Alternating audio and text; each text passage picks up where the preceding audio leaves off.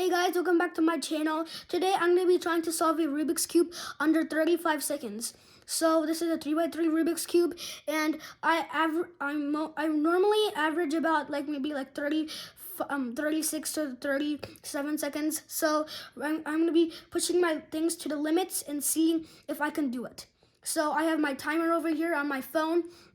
I'm just going to allow you guys to see how many seconds it takes. So let's start. 3, 2, 1, go.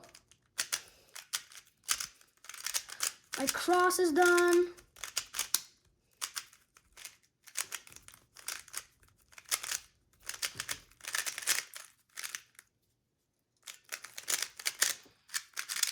The F2L is done.